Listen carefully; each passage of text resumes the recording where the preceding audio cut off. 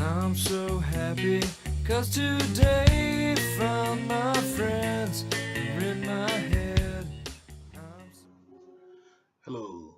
The subject of this video is for me basically to tell you my bipolar journey, basically just how I got diagnosed and what treatments I went through after that. I don't know how long I've had bipolar disorder before I got diagnosed. Just I learned from a very young age to internalize everything, and I knew that there were things going on with me that if I were to say them to people on the outside, that I would get very strange reactions. So I learned, okay, keep all that inside and don't say anything to anyone.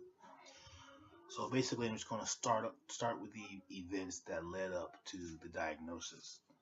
Uh, and just a lot of these things are very fuzzy in my head. I don't really remember them all. A lot of this stuff I had to ask my wife about. So let's start with that. In 1997, I got married. The doctors had told my wife she couldn't get pregnant, so I, so we didn't do anything to stop it. And 2 weeks after we got married, she got pregnant, and in October, our son was born.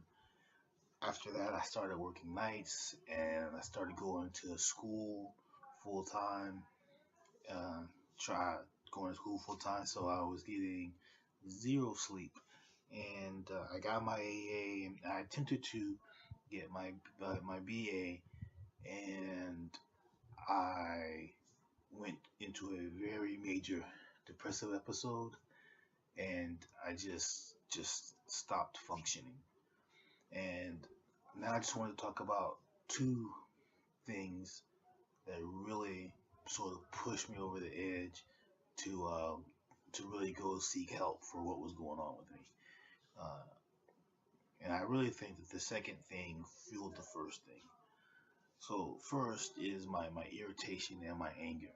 I was just getting increasingly more and more irritated and more angry and having a harder and harder time controlling my anger.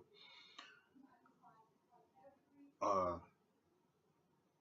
I got angry and I broke a banister on our staircase. I threw a vacuum cleaner, uh, and I would just get so angry that I would just have to leave the house, and I would leave the house and walk for miles. But the thing is, I would leave the house, and the next thing I would know, I was miles away from the house. I would have no memory of what happened from when I left the house to whenever I came to. Then I would have to call my wife and say, "Hey, I'm at such and such a place. Can you come pick me up?"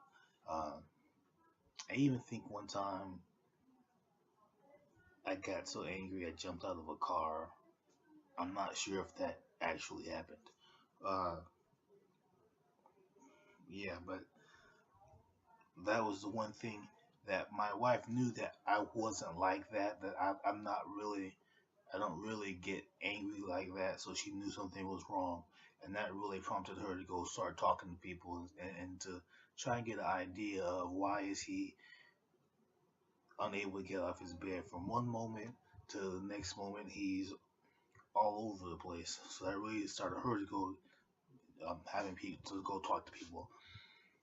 Then the second thing that she really didn't know about what's going on at the time is mentally I was having major delusions. Um, the main delusion that I was having was that I thought the world was fake, that everything that we see and that we hear and that we experience here in the outer world was not real, and that I was actually the subject of a science experiment. That all these things were created so that I would see them, so that the scientists could then see how I would react to them. And I thought that the way they were keeping me within the experiment, I wasn't sure if it was computer generated or something that's just being to my head or what it was. But the way I thought I was kept in it was through my food, and that my food had actually been poisoned with chemicals, and that the only way I could break myself out of it is if I ate the food in a certain way. Like the food couldn't touch. I hate when food touches. Even now, it bothers me a little bit. Um, I don't like a lot of times I won't eat mashed potatoes and gravy because the gravy shouldn't touch the mashed potatoes. I always eat side dishes, main dishes, dessert, uh, then drink. It has to be in that order. Like if I get a hamburger and then somebody wants to give me fries, I can't eat the fries. Or if somebody says, "Oh, here are your fries," sometimes I can't even finish the rest of the meal. But I'm better. I'm not like that anymore, for the most part. Um, yeah, but I thought that that was what was happening with my food, and that because of the food, I was kept into the science experiment. And then the last thing was one day, I don't know if I was taking a shower, I don't know what I was doing, but on my side, I discovered like two little marks, and I sort of like panicked in my head, and I sort of flipped out. And what I thought they were was that my wife had cut me open and placed two microchips in my side, uh, in order to help them monitor me for the science experiment. And I would go to her and I would say, "What are these? I know what they are. Just tell me what they are." And I was really freaking out on the inside. And it got to the point where one day I was at my mom's house and I just thought, I'm going to ask my mom. She'll tell me. And I said, "Hey, Mom, what are these marks?" And my mother who's oblivious to all of this, is just like, "I don't know. They look like stretch marks." And I just like immediately thought, "Oh no, she's in on it too." And it was at that point that I had really a rational thought. And I was like,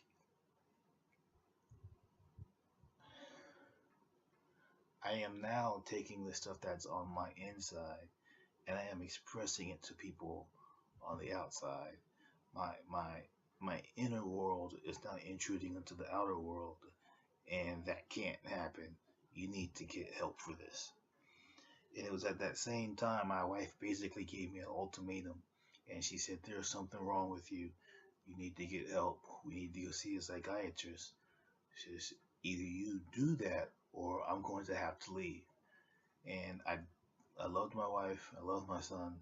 I didn't want to lose him, so I agreed. I went to the doctor.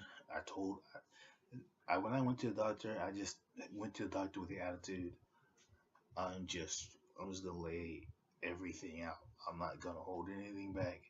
I'm just gonna tell him everything I've been thinking, everything I've been feeling, um, for as long as he wants to know about it.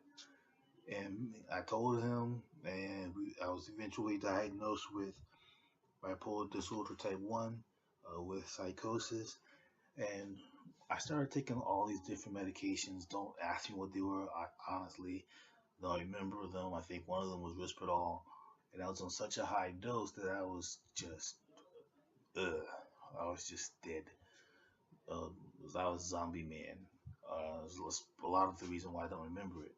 So then the doctor suggested that I try another treatment,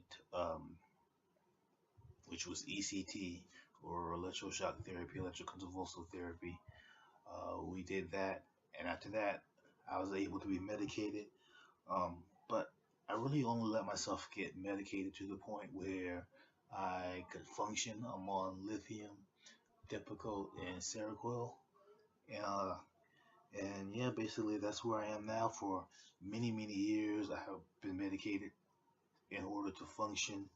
And now I guess I'm finally at a point where I see the need for a little more than just being able to function, and that's why I'm reaching out here, maybe to find out what thing can help me.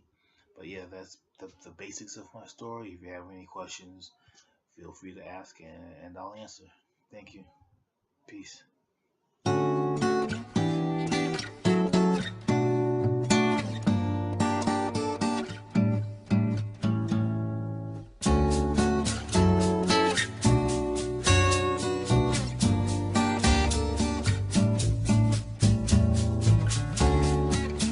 I'm so happy, 'cause today I found my friends. They're in my head.